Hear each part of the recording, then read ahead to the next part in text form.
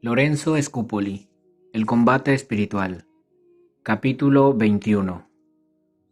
¿Cómo debemos gobernar nuestros sentidos y servirnos de ellos para contemplar las realidades divinas?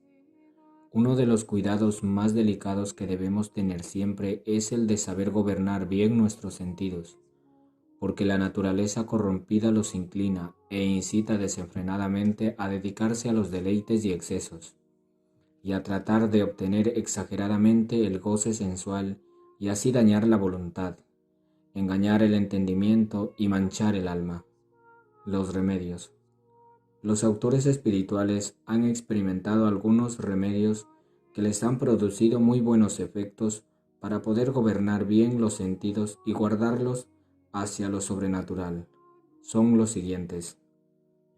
Lo primero que hay que hacer es no darle mucha libertad a los sentidos y saberlos controlar, de tal manera que no se dediquen sino a lo necesario y no a los falsos deleites o a los gustos exagerados, porque si les dejamos demasiada libertad, le van a causar muy graves daños al alma y la van a detener mucho en el camino hacia la perfección.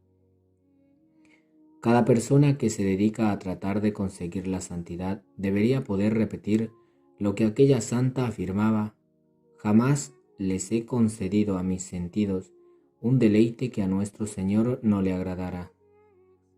Los 5 cabritos.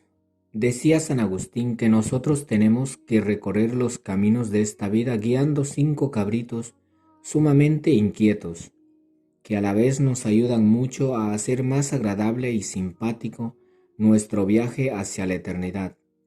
También puede ser que si los soltamos y los dejamos ir a donde quieran, pueden precipitarnos en muy peligrosos abismos, y que estos 5 cabritos son los 5 sentidos. Los santos siempre tuvieron mucho cuidado para no alargar demasiado el lazo con el que sujetaban sus sentidos, y así lograron mantenerlos disciplinados. Esto les ayudó muchísimo a conseguir la perfección. ¿Cómo sublimar la vista? Llamamos sublimar aquel esfuerzo que hacemos para elevar nuestros pensamientos hacia esferas más altas. De vez en cuando debemos pensar que los ojos se hicieron para ver a Dios y que lo veremos tal cual es. Cuando Natanael se admiraba de los prodigios que estaba viendo, le dijo Jesús algo que ahora nos dice a cada uno de sus seguidores: maravillas mucho mayores verán después. Y en su oración sacerdotal en la última cena le pidió al Padre Celestial para todos los que amamos un inmenso favor: que un día logren contemplar la gloria que tú me has dado. Pensemos de vez en cuando: mis ojos se hicieron para que yo logre ver a Dios y a los seres celestiales, y no quiero enfangar ni manchar mi vista deteniéndome a desgastarla en ver lo que me puede hacer daño acá en la tierra. Los antiguos repetían un lema latino que dice: ad maiora nati sumus. Para acciones mucho más elevadas hemos nacido. ¿Para qué quedarnos como gallinas escarbando entre los basureros de la tierra, si podemos como águilas mirar hacia el cielo? Una comparación que impresionó mucho. Una santa que escribió libros muy hermosos acerca de la mística, o sea, el arte de elevar el alma hacia Dios y hacia lo celestial, narra lo que sucedió a ella cuando empezaba su vida de ascenso espiritual. Su defecto principal era que sentía mucho afecto sensible hacia las personas que poseían una especial belleza física, y esto le detenía dañosamente en su camino hacia la santidad. Entonces se dedicó a pedirle con especial fe a nuestro Señor que la curara de estos dañosos enamoramientos, y le fue concedido por unos brevísimos instantes lograr ver un poco el rostro glorioso de Jesucristo en el cielo. Y dice ella que desde entonces las bellezas de las criaturas humanas de la tierra le parecían tan poco atrayentes como si fueran cucarachas, y en vez de sentir enamoramientos sensibles hacia los seres hermosos de este mundo, lo que empezó a tener fue una santa indiferencia ante toda belleza que se ha de morir y se ha de convertir en pus y gusanos. Si el Señor nos concediera un favor semejante, obtendríamos una impresionante libertad espiritual que nos permitiría subir muy alto en nuestra vida espiritual.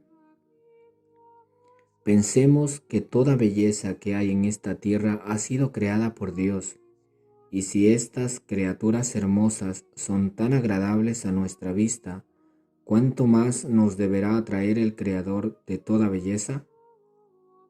Por eso un santo exclamaba: «Oh Dios, si en este mundo que pasa y muere hay tanta hermosura, ¿cuánto mayor será tu infinita hermosura, si el Creador de toda belleza eres tú?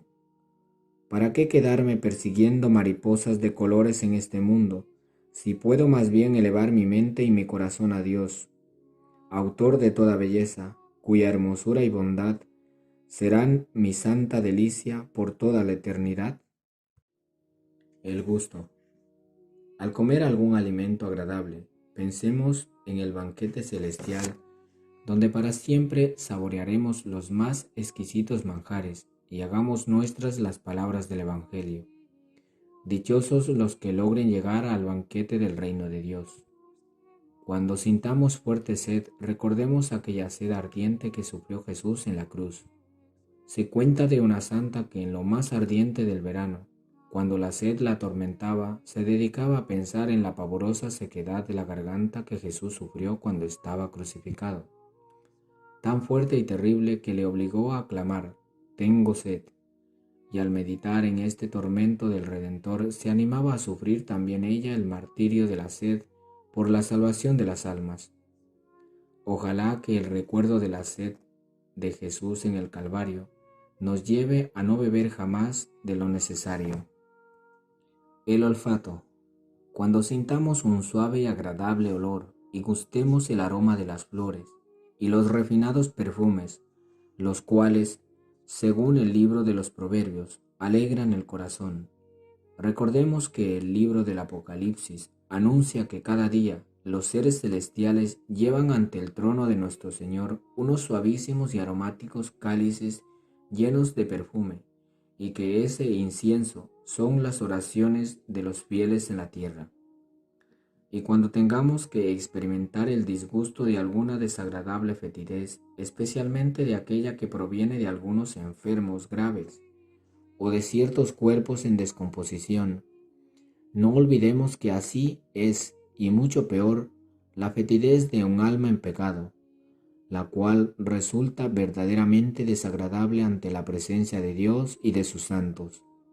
Y esa alma en tan grave estado de descomposición puede ser la nuestra si vivimos en paz con algún pecado, porque entonces se nos podrá repetir las palabras del libro santo: «Tienes apariencia de estar vivo, pero estás muerto». Digámosle a nuestro Señor: ojalá que de nuestra vida se pueda repetir lo que San Pablo afirmaba a algunos de sus fieles: «Su sacrificio sube hacia Dios como suave aroma que Él acepta con agrado». El oído. Cuando oigamos alguna música muy agradable, recordemos que toda melodía verdaderamente hermosa es inspirada por el Espíritu Santo. Los artistas, cuando componen algunas famosas piezas musicales, pueden afirmar lo que decía un autor de fama universal: «Mientras compongo mi música, no tengo sino que irla escribiendo, porque ella me va llegando a mi cerebro y a mis oídos, como si viniera del cielo». Y al escuchar algunas piezas musicales que nos emocionan y nos traen gozo al alma, digamos: «Si esto es así aquí en el destierro, ¿cómo será allá en la verdadera patria, donde la inspiración será total?». En una gran celebración, en una catedral, mientras las orquestas y los coros entonaban bellísimas composiciones musicales, un famoso arzobispo, temblando de emoción, le dijo al que estaba a su lado: «Mi hermano, si así es aquí, ¿cómo será en el cielo?». Eso sí es lo que se llama sublimar, lo que entra por los sentidos. Capítulo 22. ¿Cómo podemos valernos de los seres visibles para elevar nuestro corazón a Dios? Ciertos santos como San Francisco, San Antonio de Padua, Santo Domingo de Guzmán, Santa Gertrudis y muchos más, recibieron del Espíritu Santo el don de piedad que consiste en sentir hacia Dios un cariño como el que los hijos más agradecidos del mundo sienten hacia los papaitos más amables que existan. Y este don de piedad hacía que de los más diversos seres sensibles se valiera para elevar su corazón hacia el buen Dios. Así San Francisco escuchaba cantar a las aves y exclamaba: avecillas del bosque, con su canto me están enseñando a no dejar nunca de alabar a mi Dios y cantar en su honor. Y veía las flores tan hermosas del campo y les decía: por favor, síganme recordando que yo también debo vivir siempre orientado hacia el cielo, hacia mi sol que es Jesucristo, y exhalar continuamente el perfume de mis oraciones.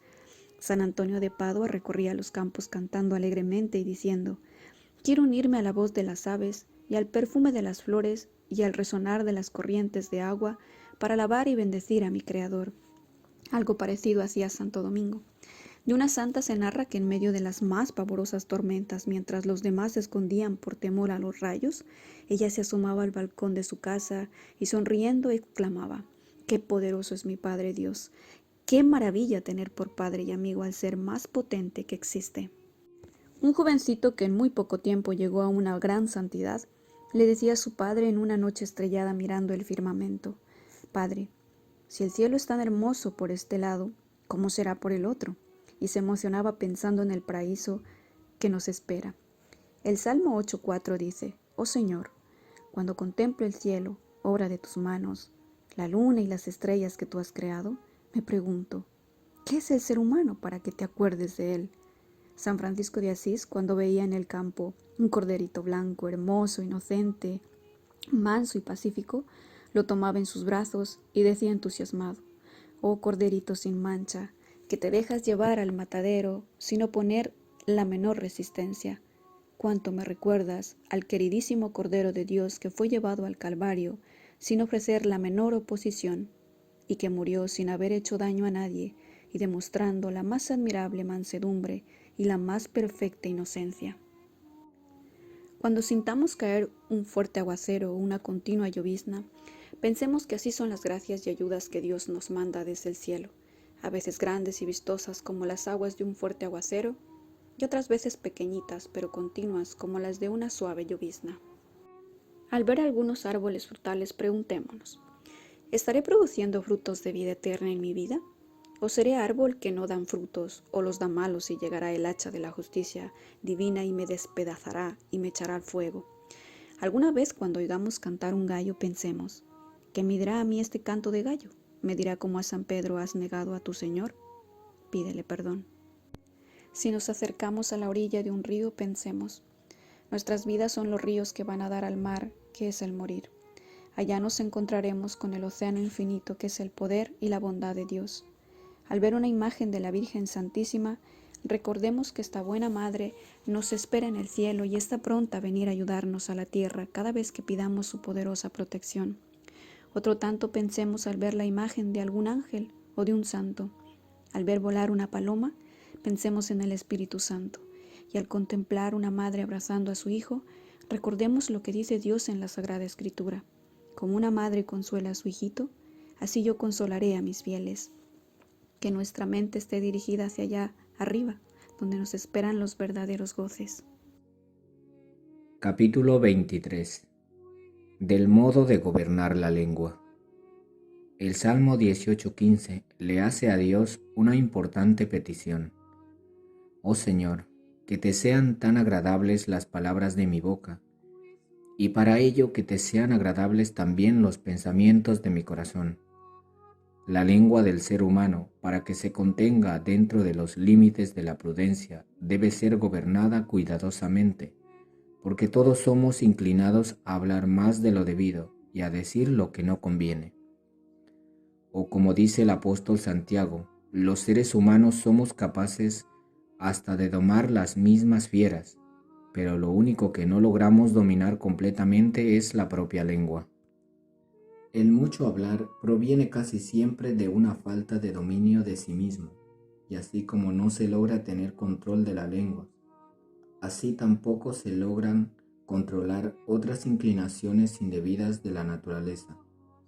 El mucho hablar proviene también del gusto que se siente por escucharse a sí mismo, olvidando que los demás no sienten al oírnos la misma satisfacción que nosotros sentimos al hablar. De esos sacos llenos de palabras no hay que confiarse mucho, dicen los psicólogos. El hablar en demasía puede provenir que estamos muy enamorados de nuestro propio parecer y queremos imponerlo a otros pretendiendo dominar en la conversación y que todo el mundo nos escuche como maestros. La locuacidad o costumbre de hablar demasiado trae dañosas consecuencias, lleva a la pereza. El locuaz tiene más larga la lengua que la mano, dice el refrán, con lo cual se quiere decir que sus obras no equivalen a sus palabras. En el mucho hablar no faltará pecado, afirma el libro de los Proverbios. Es que la locuacidad lleva a decir mentiras, a murmurar, a contar lo que se debería callar, a pronunciar palabras inútiles y hasta dañosas. Con razón recomendaba San Bernardo: hay que comprarle a Dios con la oración la gracia de hablar para hacer mucho bien y nunca el mal. No hay que hablar jamás de sí mismo, ni de las propias cosas o de los familiares, sino cuando haya una verdadera necesidad de hacerlo. Y en estos casos hay que proceder con gran moderación y ser lo más breves posibles, porque aquí el orgullo lleva fácilmente a la exageración y a inflar la propia vanidad. Si oímos que alguien goza hablando de su propia persona, de sus familiares y acciones, no por eso le despreciemos, pero tengamos cuidado de no imitarle en esto, y ni siquiera hablemos de nosotros mismos para despreciarnos y disminuirnos, porque el amor propio es tan traicionero que con tal de hacernos hablar de nuestra propia persona, no le interesa que sea con pretexto de despreciarse, que al fin y al cabo lo que se busca es aparecer y ser protagonista, aunque tengamos que usar el disfraz del propio desprecio. Del prójimo o se habla bien o no se habla. En esto, como en todas nuestras conversaciones, deberíamos practicar esta regla o norma que aconsejaban los antiguos directores espirituales. Si hablamos, que sea para decir algo que sea mejor que el silencio. A una santa le parecía oír en una visión que su ángel de la guarda le daba este consejo: nunca diga un juicio negativo en contra de nadie, lo cual viene a ser como el equivalente a aquel mandato de Jesús: no condenen y no serán condenados por Dios. Y cuando oigamos que hablan mal de otras personas, cumplamos lo que recomendaba el sabio de la antigüedad: hacer una cara tan triste que pareciera que vamos a llorar. Quien está hablando en contra de su prójimo notará en nuestro rostro que su conversación nos desagrada y ya quizás no se animará a seguirla. Un sacerdote que tenía fama de ser un verdadero hombre de Dios, al oír un día un colega hablar mal del otro, le dijo: ¿y usted qué gana con decir eso? El otro entendió y calló. Hagamos esa pregunta cuando nos venga el deseo de hablar contra alguien. ¿Y yo qué gano con decir eso? De Dios y de sus obras y favores hablemos con gusto, y cumplamos lo que le dijo el ángel Rafael a Tobías: no hay que avergonzarse jamás de contar los favores que se han recibido de Dios. Pero como en estos temas somos más bien gente algo ignorante, prefiramos oír a otros que hablen mejor que nosotros, cuando haya quien quiera proclamar las maravillas de nuestro Creador. Así cumpliremos lo que aconseja el libro del Eclesiástico: toda buena conversación acerca de Dios, oigámosla con gusto. Los temas mundanos y dañosos ni los nombremos. En esto es necesario cumplir lo que mandó el apóstol San Pablo: las impurezas, las maldades, los temas que llevan a la avaricia, ni se nombren entre nosotros, porque queremos llegar a la santidad. En nuestros labios no están bien las groserías, las chanzas pesadas ni las mentiras, sino las acciones de gracias. Las palabras inmodestas, aunque se digan sin mala intención, pueden hacer daño a las personas débiles que nos escuchan. Los labios dedicados a alabar y bendecir a Dios no deben dedicarse a hablar maldades o cosas dañosas. Por eso el apóstol Santiago exclama: jamás debe suceder que la lengua con la cual bendecimos a Dios se dedique a maldecir a los demás, que de esa fuente de la cual solamente deben brotar las aguas dulces de la bendición, jamás salgan las aguas amargas de la maldición. Ojo, antes de hablar, conecte el cerebro. Los sabios siempre han recomendado que quien desea llegar a la perfección tiene que acostumbrarse a que cada palabra que llega a sus labios pase primero por su cerebro, para que allí se juzgue si se la debe pronunciar o si más bien conviene callarla. Muchas cosas que en el calor de la conversación parece a primera vista que se pueden decir, si se razona calmadamente se llega a la conclusión de que lo mejor será sepultarlas en el silencio y en vez de decirlas, suprimirlas. Es necesario callar muchas veces esas vivezas que nos ocurren, porque lo impulsivo no siempre es lo mejor y frecuentemente es lo menos conveniente. Los directores espirituales preguntan frecuentemente a las personas que dirigen: ¿cuántas abstinencias de palabras ha hecho en estos días por la salvación de las almas y como penitencia de sus pecados? Porque saben muy bien que si alguien domina la lengua, logrará más fácilmente dominar también impulsos. Desafortunadamente a muchos de nosotros tendrían que decirnos frecuentemente: hoy perdió la oportunidad de callar algo que no debía decir.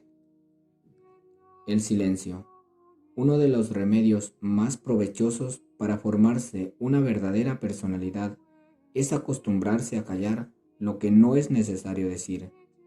Hablen menos y serán más felices, les decía un maestro espiritual a sus discípulos. Quien se acostumbra a disciplinar y refrenar su lengua para que no diga lo que no conviene, va adquiriendo con este ejercicio de voluntad la capacidad para conseguir después grandes victorias espirituales. De Santo Domingo de Guzmán dice su primer biógrafo: era de pocas palabras cuando se hablaba de temas mundanos, pero cuando trataban de Dios, de temas religiosos y espirituales, entonces sí que hablaba con entusiasmo. Remedios para conseguirlo. Para lograr acostumbrarse a guardar silencio es muy provechoso pensar y meditar en las grandes ventajas que se consiguen callando y en los males que llegan por hablar más de la cuenta. El silencio ayuda mucho para obtener el recogimiento en la oración. El apóstol Santiago decía: quien sabe poner freno a su lengua, sabrá también poner freno a las demás inclinaciones de su cuerpo. Pero añade enseguida: la lengua no mortificada es como una chispa que prende fuego a todo un cañaveral, o como un veneno que contamina toda la existencia de quien le posee. Si de la vida de algunas personas se quitaran los pecados que han cometido con su lengua, disminuirían muchísimo el número de faltas y la cantidad de disgustos que han tenido y que han proporcionado a los demás. A callarse aprende callando. Unos estudiantes universitarios le pidieron a un famoso monje que les aconsejara un método para aprender a dominar sus propias inclinaciones, y él, por única respuesta, se hizo una cruz sobre los labios. Les quería decir que si lograban dominar su lengua, ya lograrían también dominar luego las otras inclinaciones. Es necesario callar algo cada día, algo que el no decirlo no nos hace dañoso a nosotros ni a los demás. Ojalá cumplamos lo que recomienda el libro del Eclesiastés: sean pocas tus palabras, pero sean pocas y amables, pocas y agradables, pocas y alegres, pocas y provechosas. no sea que nos suceda lo que a ciertas personitas que hablan poco pero cuando abren sus labios es para regañar, para criticar, para amargar la vida de los demás. Mala impresión dan con ese modo de hablar, que aunque es poco, es desagradable. Cuidado con el mutismo. Existen individuos que confunden el ser de pocas palabras con el tener un desagradable mutismo en su trato con los demás. Un mutismo amanerado, artificial, exagerado, que los hace aparecer como muy informados de todo lo que los demás dicen, o como si no les interesara nada de la conversación que tienen los que están a su alrededor. Pero afortunadamente hay también personas que hablan muy poco, pero le conceden tanta importancia a lo que dicen los demás, que su trato llega a ser verdaderamente agradable y simpático. Quien convierte en oro lo que dicen los otros, se gana su simpatía, pero quien se porta en las conversaciones como una estatua, que ni hablan ni parece entender a lo que dicen los demás, se vuelve indeseable. Una pregunta a tiempo, un apoyar lo que el otro dice, un mostrar interés por el tema que están tratando, hace que aunque se hable poco, agrade la propia presencia. Una placa. Al pie de una imagen en un camino había esta bella inscripción: Señor, enséñanos a orar y a escuchar, a hablar y a callar. Bella oración, digna de que la repitamos muchísimas veces durante toda nuestra vida. Nuestra conversación esté llena de la sal de agradabilidad y de la bondad.